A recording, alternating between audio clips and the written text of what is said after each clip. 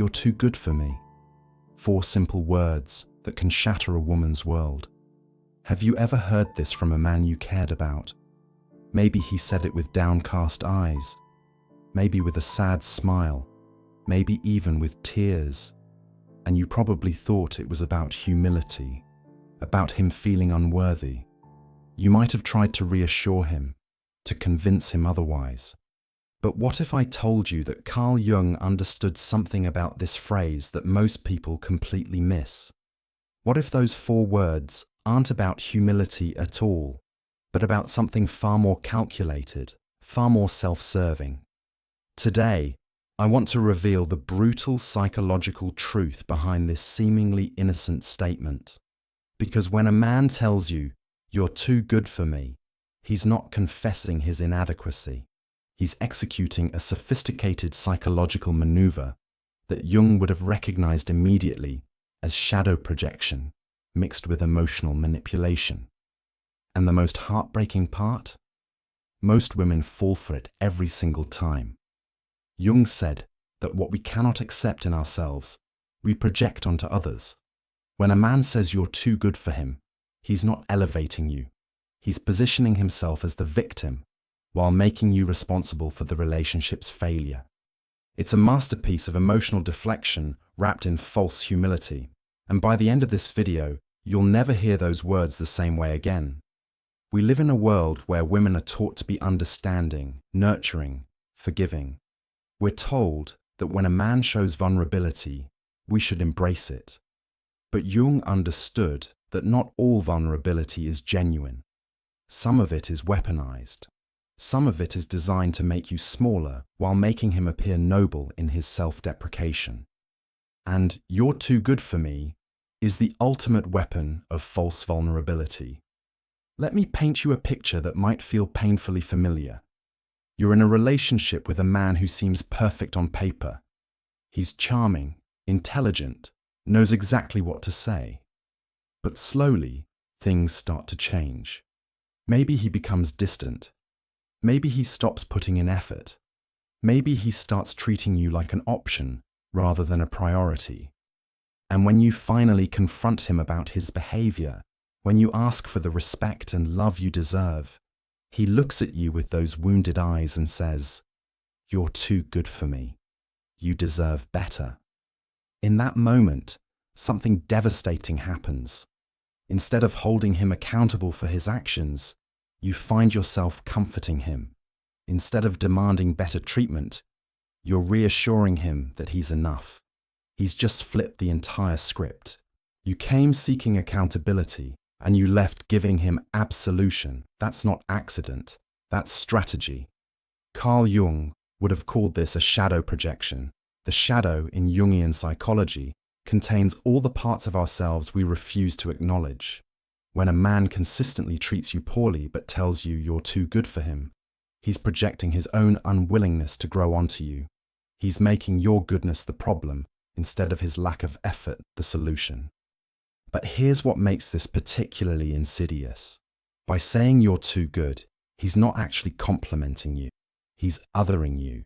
He's putting you on a pedestal not to worship you, but to create distance. Because as long as you're too good, he doesn't have to rise to meet you. As long as you're too perfect, he has an excuse for his imperfection.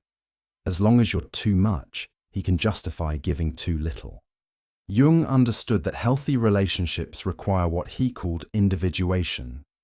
2 whole people coming together, each committed to their own growth and the growth of the partnership. But when a man tells you you're too good for him, he's rejecting individuation. He's choosing stagnation. He's telling you that he's unwilling to become the man who deserves you. And worse, he's making that your fault. The first sign you're dealing with this manipulation is what I call the compliment trap. He'll tell you you're amazing, wonderful, perfect, the best thing that ever happened to him. But watch what happens when you actually expect to be treated like someone amazing. Suddenly, those compliments become weapons. "I told you you were too good for me," he'll say when you ask for basic respect. "I warned you I wasn't good enough," He'll remind you when you expect consistency. This is psychological warfare disguised as romance. He's love-bombing you with praise, then using that same praise as a shield when you dare to expect treatment that matches his words. Jung would have recognized this immediately as the shadow's way of avoiding accountability while maintaining control. Let me show you how this plays out in real life. Sarah meets David. He's everything she's ever wanted, charming, attentive, tells her she's the most incredible woman he's ever met. But 3 months in, he starts cancelling dates last minute. When Sarah expresses frustration, David's eyes fill with tears. "I knew this would happen," he says. "You're too good for me. I'm just going to disappoint you. Maybe we should end this before I hurt you more." Notice what just happened. Sarah brought up a legitimate concern about his behavior, but instead of addressing the behavior, David made himself the victim of his own actions. Instead of promising to do better, he's threatening to leave to protect her from his inability to show up. And Sarah, wanting to preserve the relationship, finds herself comforting him instead of maintaining her boundary. This is the genius of the manipulation. He's not just avoiding accountability, he's making her grateful that he's staying despite being unworthy of her. He's transformed her justified expectations into evidence of her unreasonable standards.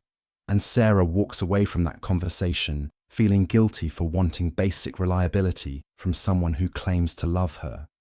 The second sign is what Jung would have called the anima projection gone wrong.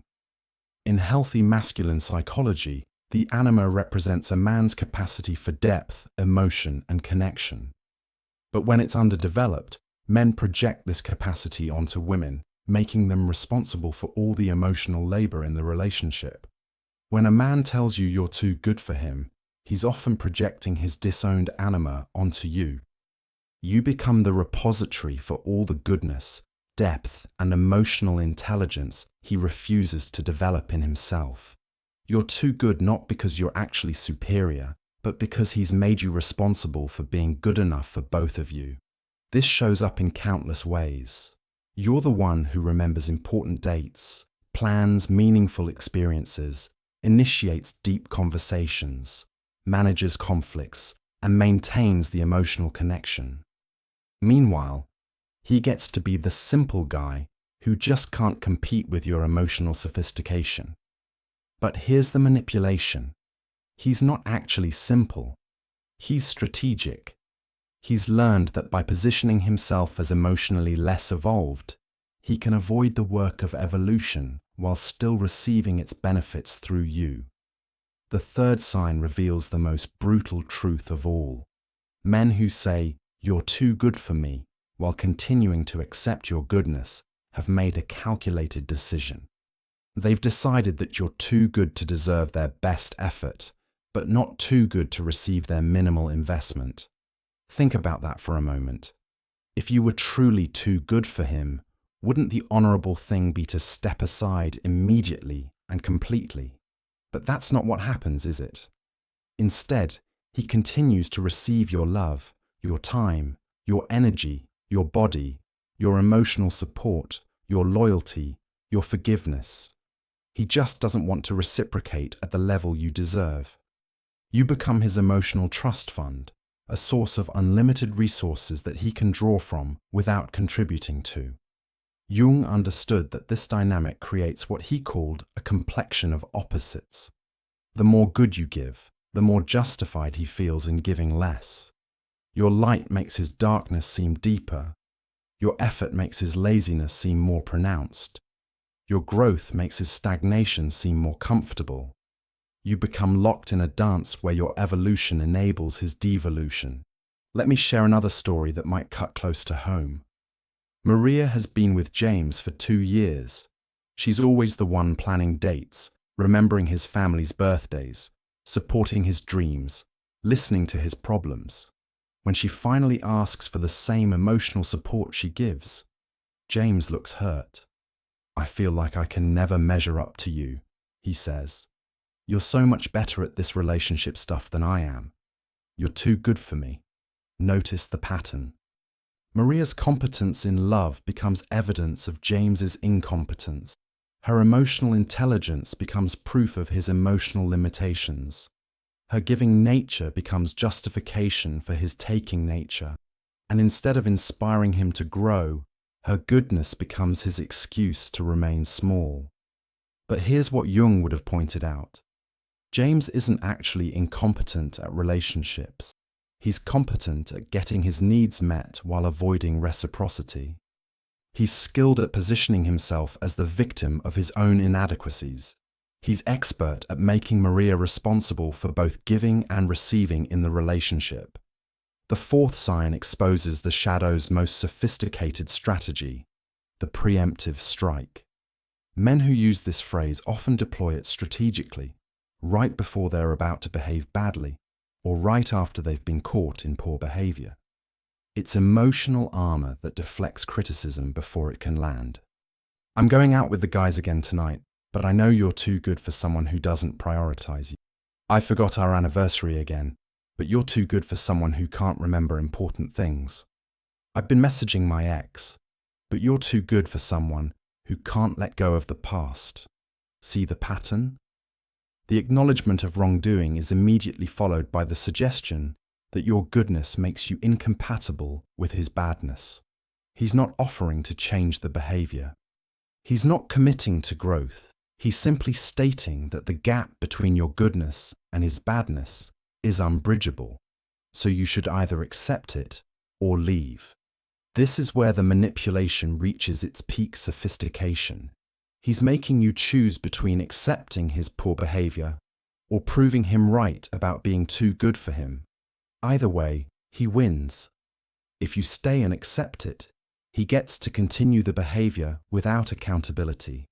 If you leave, he gets to play the victim who predicted his own unworthiness. Jung would have recognized this as the shadow's ultimate defense mechanism. Instead of facing the darkness within and working to integrate it, the shadow projects it outward and makes it everyone else's problem. Your goodness becomes evidence of his badness rather than inspiration for his growth. The fifth sign reveals something even more sinister. Men who consistently tell you you're too good for them are often running a comparison algorithm in their minds. They're measuring you against other women who would accept less, who would demand less, who would be grateful for the minimal effort they're willing to give. When he says you're too good for him, he's often really saying, other women would be happy with what I'm offering. Other women wouldn't have such high standards. Other women would be grateful for my attention, regardless of how inconsistent it is. Your goodness isn't being celebrated. It's being resented as an inconvenience that complicates his ability to get away with less. This is where the collective unconscious that Jung spoke of becomes relevant. There's a cultural narrative that tells women to be grateful for any male attention, to lower their standards to increase their options, to accept love as it's offered rather than as they deserve it. Men who use this phrase are often unconsciously or consciously appealing to this narrative. They're betting that your fear of being alone will be stronger than your commitment to being respected.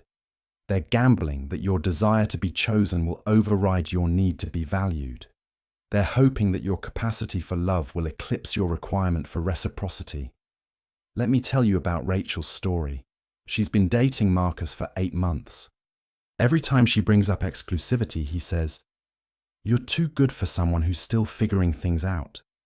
You deserve someone who can give you certainty." But he never stops seeing her. He never stops accepting her love, her cooking, her emotional support, her body. He just refuses to give her the commitment she desires while making her feel selfish for wanting it. Marcus isn't confused about what he wants. He wants Rachel's girlfriend energy without boyfriend responsibility. He wants her exclusive devotion without offering his own. And "you're too good for me" is his way of maintaining this imbalanced dynamic while appearing noble for acknowledging it. Jung understood that relationships are mirrors, reflecting back our unconscious patterns and beliefs. And when you find yourself with a man who consistently tells you you're too good for him, examine what that relationship is mirroring back to you. Are you trying to earn love through overgiving? Are you afraid that if you hold standards, you'll be alone? Are you confusing your empathy with enabling? The sixth sign is perhaps the most heartbreaking: the goodness punishment. This happens when your positive qualities, the very things that should be celebrated and reciprocated, become the reasons you're told you can't be loved properly. You're too understanding, so he feels like he can't be vulnerable with you. You're too forgiving, so he feels guilty about his mistakes. You're too supportive, so he feels emasculated by your strength. You're too loving, so he feels overwhelmed by the pressure to love you back. Your virtues become his victims. Your strengths become his weaknesses. Your love becomes his burden. This is the shadow's most cruel trick. It takes everything beautiful about you and reframes it as evidence of why you can't be loved. Jung would have seen this as projection in its most toxic form. Instead of the man looking at your goodness and being inspired to develop his own, he looks at your goodness and resents it for highlighting his lack. But here's what Jung also understood about shadows. They can only control us when they remain unconscious. The moment we shine light on them, they lose their power. So let me illuminate this shadow for you right now. When a man tells you you're too good for him, he's actually revealing several unconscious truths. He's showing you that he's not committed to growth. He's demonstrating that he views love as a zero-sum game where your goodness diminishes rather than inspires him. He's admitting that he's more comfortable with your diminishment than his own development. Most importantly, he's telling you that he's not ready for the kind of love you're offering. Not because you're too much, but because he's committed to remaining too little. Not because your standards are too high, but because his efforts are too low. Not because you're too good, but because he's choosing to stay not good enough. The seventh and most crucial sign is the pattern of promise without progress. Men who use this phrase often follow it with vague commitments to change. I know I need to work on myself. I want to be better for you. I'm going to figure this out. But watch what happens next. Nothing.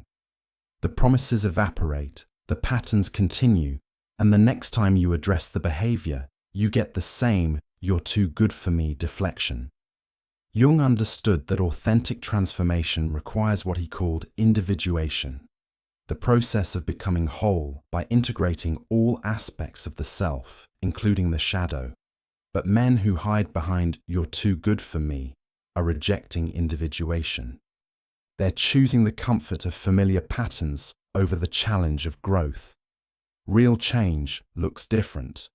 Real change involves specific actions, measurable improvements, consistent effort over time.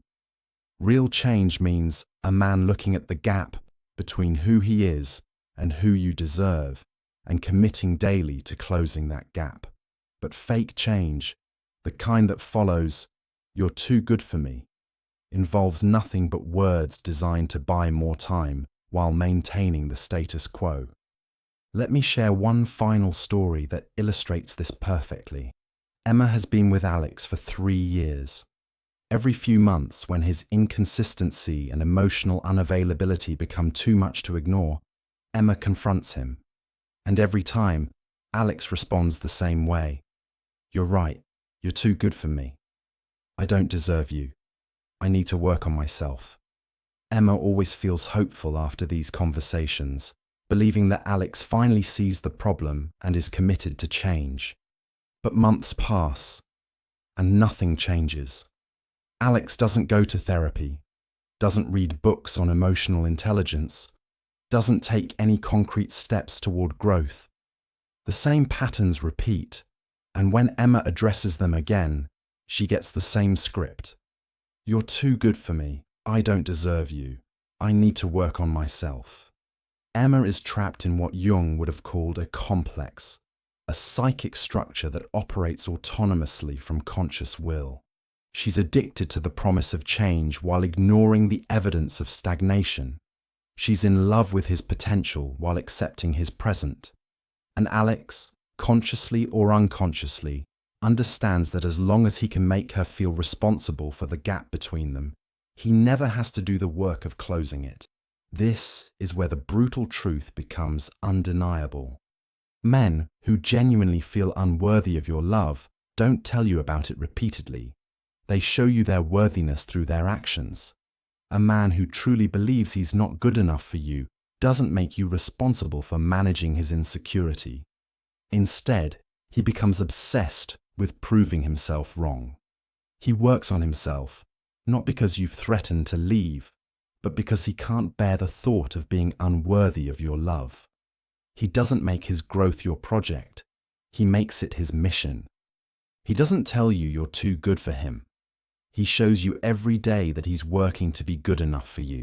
Jung believed that the unconscious is constantly seeking balance, wholeness, integration. When a man encounters a woman whose love challenges him to grow, his unconscious will push him toward individuation, toward becoming more than he was. But if he resists this call, if he chooses comfort over growth, then he'll project his discomfort onto her goodness rather than using it as fuel for his own development. The most revolutionary thing you can do when a man tells you you're too good for him is to agree. Yes, you are too good for someone who won't rise to meet you. Yes, you are too good for someone who makes excuses instead of efforts.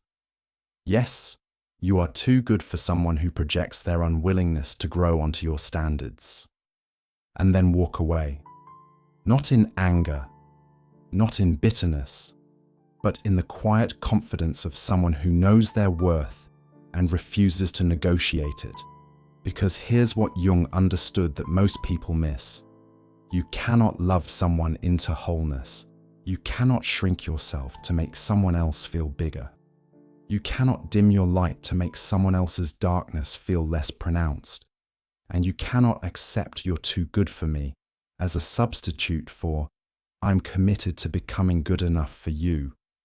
Walk away, knowing that the right person won't see your goodness as an obstacle to overcome, but as a standard to rise to meet. The right person won't use your virtues as evidence of their inadequacy, but as inspiration for their growth. The right person won't tell you you're too good for them. They'll show you every day that they're working to be worthy of the gift you are. Jung said that the privilege of a lifetime is being who you are. And who you are is someone deserving of love that matches your energy, effort that equals your investment, and respect that honors your worth. Anyone who tells you otherwise, even wrapped in the false humility of you're too good for me, is simply revealing that they're not ready for the depth of connection you offer. Stop making yourself smaller to accommodate someone else's unwillingness to grow larger. Stop accepting manipulation disguised as vulnerability. Stop believing that your goodness is too much when the truth is their effort is too little. You are not too good to be loved completely. You are just too good to accept anything less. The next time someone tells you you're too good for them, remember this. They're not being humble. They're being honest about their unwillingness to grow. They're not protecting you from disappointment. They're protecting themselves from accountability. They're not loving you enough to let you go. They're manipulating you enough to make you stay while expecting less. You deserve someone who sees your goodness and says, I want to match that energy. You deserve someone who witnesses your love and commits to earning it daily. You deserve someone who encounters your light and dedicates themselves to shining equally bright beside you. And recognizing the difference between someone who shrinks from your goodness and someone who rises to meet it.